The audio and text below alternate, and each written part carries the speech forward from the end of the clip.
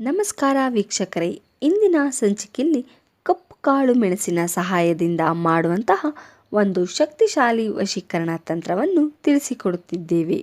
ಯಾವುದೇ ಸ್ತ್ರೀ ಪುರುಷ ಯಾರಾದರೂ ಸರಿಯೇ, ಅವರು ನಿಮ್ಮತ್ತ ಸೆಳೆದು ನಿಮ್ಮ ಪ್ರೀತಿಗೆ ಮರುಳಾಗಿ ನಿಮ್ಮ ಬಳಿ ಬರುತ್ತಾರೆ. ಮನೆಯಲ್ಲಿಯೇ ಕುಳಿತು ನೀವು ಈ ಸುಲಭವಾದ ಶಕ್ತಿಶಾಲಿ ವಶೀಕರಣ ತಂತ್ರವನ್ನು ಮಾಡಬಹುದು.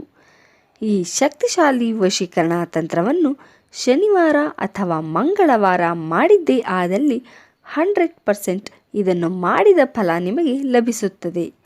ಇದನ್ನು ಮಾಡುವ ವಿಧಾನ: 5 ಕಪ್ಪು ಕಾಳು ಮೆಣಸುಗಳನ್ನು ಅಂಗೈಯಲ್ಲಿಟ್ಟುಕೊಂಡು ನಾವು ಹೇಳಿಕೊಡುವ ಈ ಶಕ್ತಿಶಾಲಿ ಮಂತ್ರವನ್ನು ಪಠಿಸಬೇಕು.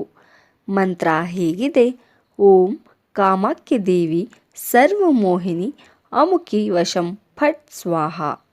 ಓಂ ಕಾಮಾಖ್ಯ ದೇವಿ ಸರ್ವಮೋಹಿನಿ ಅಮುಕಿ ವಶಂ ಫಟ್ ಸ್ವಾಹ.